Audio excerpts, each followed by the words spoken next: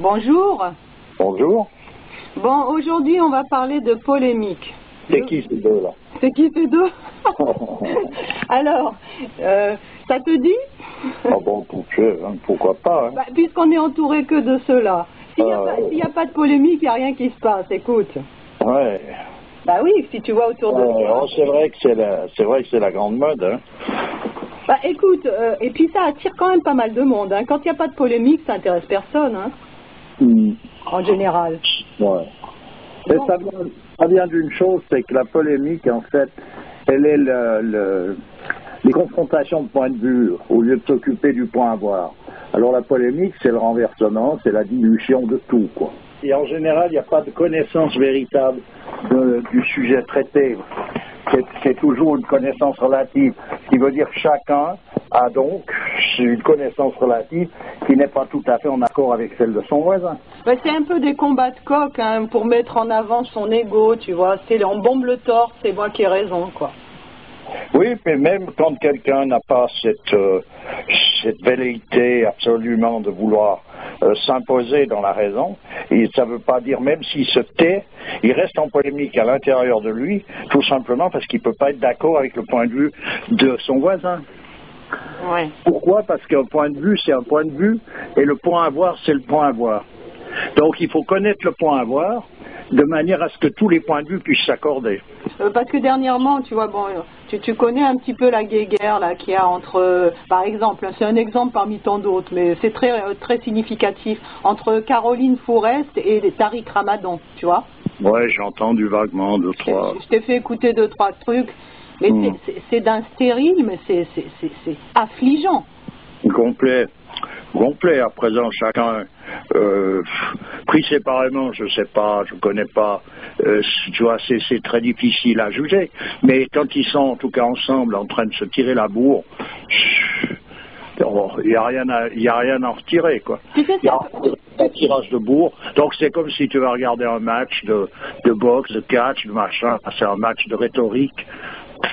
Et en principe, les seules fois que j'ai vu ça, c'était pas bien brillant. Il y en a un qui fait le coq parce qu'il tient un peu le couteau par le manche. On sent qu'il est plus à son aise dans ce jeu que la fille en question. Ah bah oui, elle fait pas du tout le poids, hein, je vais te dire. Non, parce qu'elle est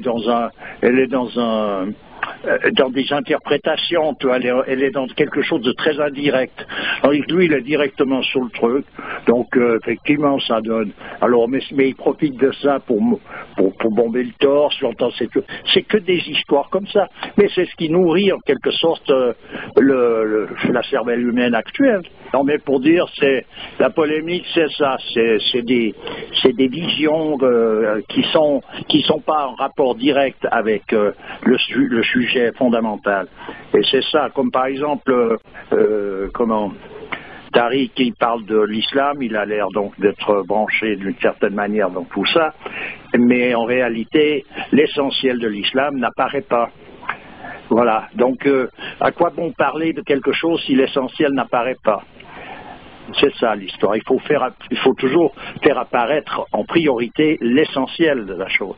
Donc l'islam, c'est à considérer pour ce que c'est dans sa réalité foncière. Ah bah oui, mais eux, ils répondent à la demande. La demande actuellement, l'essentiel de l'islam, c'est qu'est-ce qu'on met en avant actuellement? C'est tous les petits détails qui ne sont pas essentiels finalement. C'est est-ce qu'il faut porter le foulard de telle manière? Est-ce qu'il faut que des détails? Tu vois ce que je veux dire? Oui, c'est ça. Puis j'ai entendu concernant le foulard, mais j'ai pas entendu quelque chose qui correspondait, je veux dire, à ce que représente le pourquoi de ce foulard réel.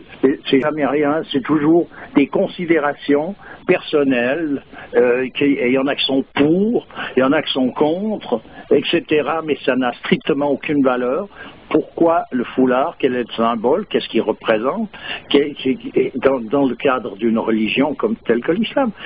Ça serait à exprimer d'emblée. Après, on n'est pas pour ou contre. On agit correctement, conformément à la règle d'une religion si on en fait partie. On se plie à certaines exigences qui sont forcées par une époque, par un mouvement temporel où on peut plus faire ci parce que bon.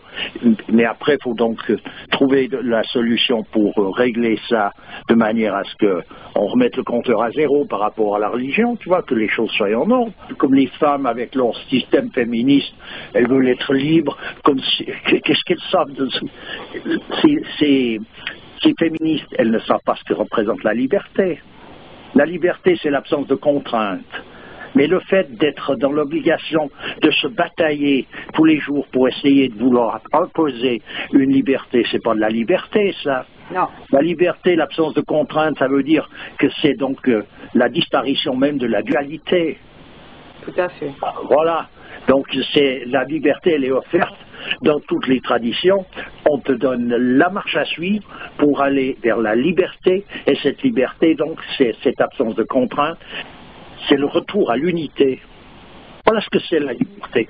C'est pas que celui-ci, il a plus besoin de porter des chaussettes rouges, et puis l'autre de mettre sa coiffure comme ça. Mais c'est un truc d'abruti, tout ça. Un truc d'abruti. Puis tout tourne en polémique souvent. Pourquoi? Parce que justement, tous ces points de vue sont situés par rapport à des considérations d'ordre sentimental. C'est le ressenti, chacun ressent les choses, voit les choses d'une manière par rapport à des mouvements qui se veulent internes mais qui sont en réalité des courants d'air.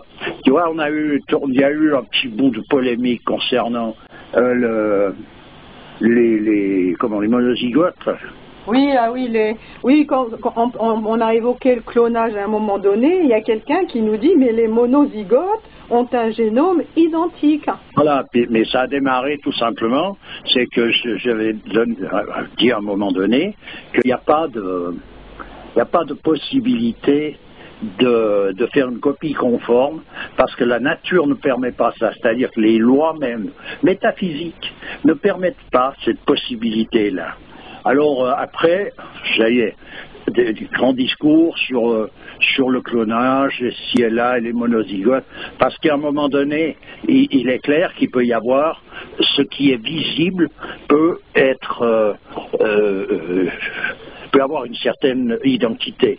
Un certain poids, tu veux dire. Oui, mais je veux bien ça. Mais simplement, ce qui habite ce visible, c'est-à-dire le personnage qui est à l'intérieur de ce corps, il n'est pas identique à l'autre, et c'est là l'essentiel de l'homme, c'est pas sa carcasse. Sa carcasse, on sait bien d'où elle vient, où elle finit, et comment ça se finit. C'est pas qu'elle soit la même chose que celle du voisin ou pas, ça se finit de toute façon de la même manière à quelque part.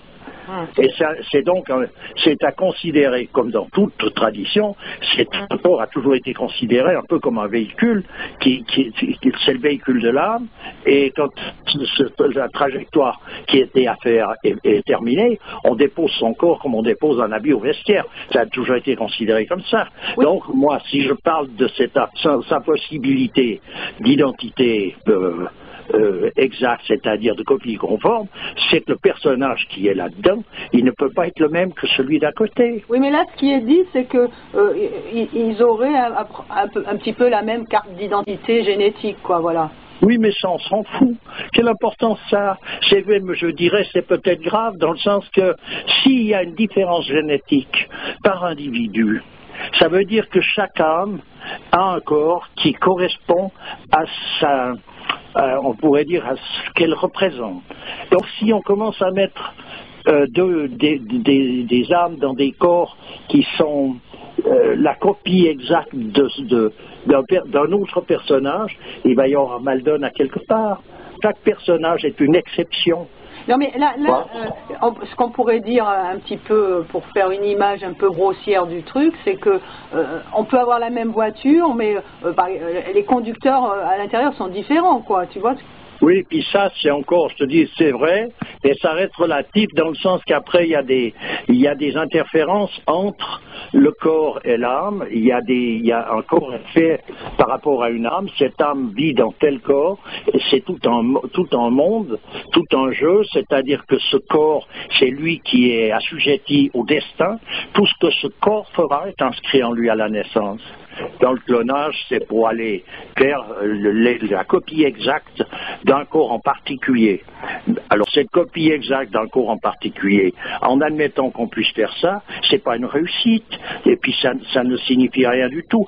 Ça ne veut pas dire qu'il y a deux hommes identiques, parce que les hommes qui habitent ces corps ne sont pas les mêmes. Ensuite de ça, le fait qu'il y ait deux hommes différents qui habitent chacun un corps qui lui est identique à l'autre, c'est pas une réussite.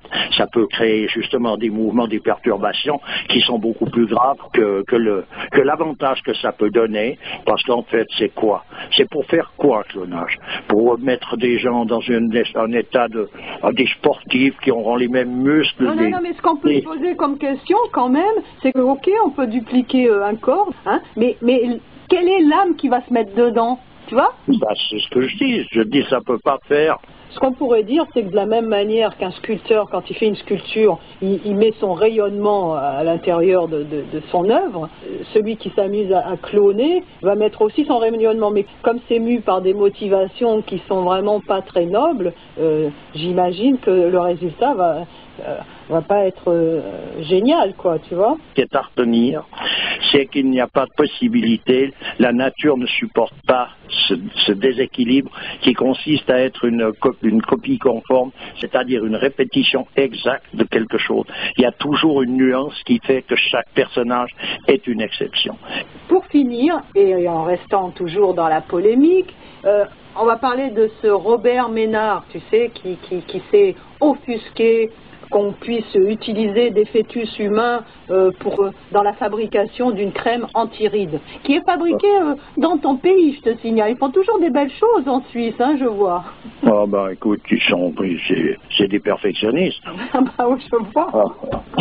Oui, bon, ben ça, c'est clair que il s'agit là d'une aberration qui rentre dans le cadre du mouvement moderne, et il y aura des amateurs, pour ces dames qui veulent conserver leur peau fraîche, et puis voilà, donc on va se lancer là-dedans. J'avais écouté la dernière audio là du libre penseur, et je trouvais marrant quand il disait les gens ils veulent plus de bébés, mais ils veulent avoir leur peau.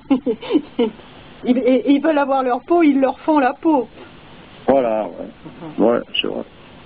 Un personnage comme ça, d'après ce que j'ai entendu concernant cette nouvelle pommade anti-rides là, c'est qu'en fait, il a parlé à un moment donné de mouvements américains catholiques qui sont en somme contre l'avortement, et en somme, on voit bien que son attitude à ce monsieur Ménard, c'est que il a rien contre l'avortement, lui. Pour lui,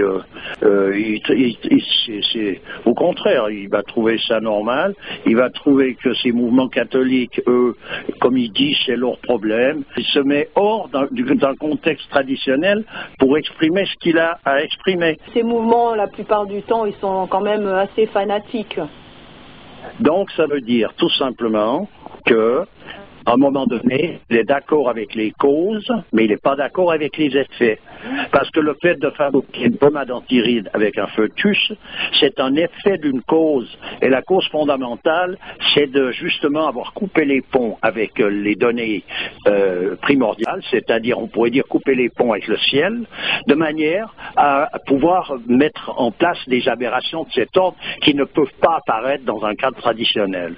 Donc voilà, la cause, on est d'accord avec, mais les effets pas. Donc si on est d'accord avec la cause, il faut accepter les effets aussi.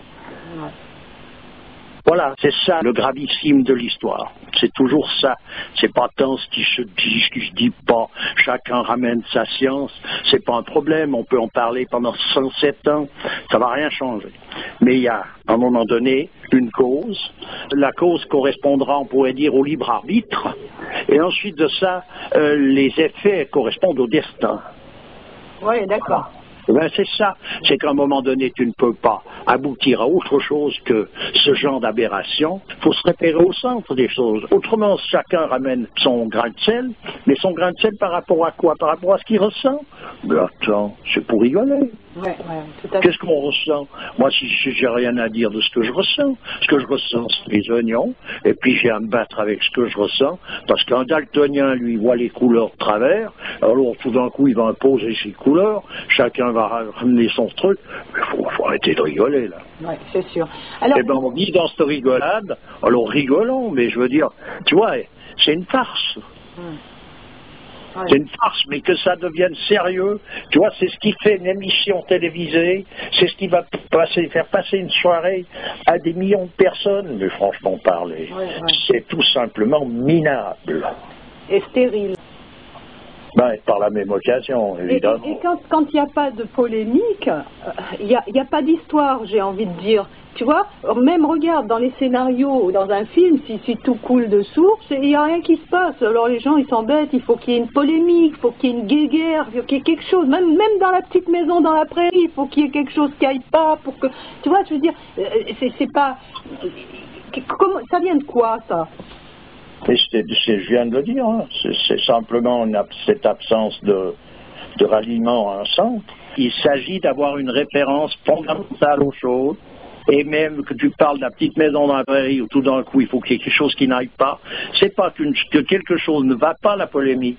Même des gens qui s'entendent entre eux, où tout va bien, ils sont dans la polémique, ils tournent en rond avec un point de vue, on pourrait dire, qui est en accord.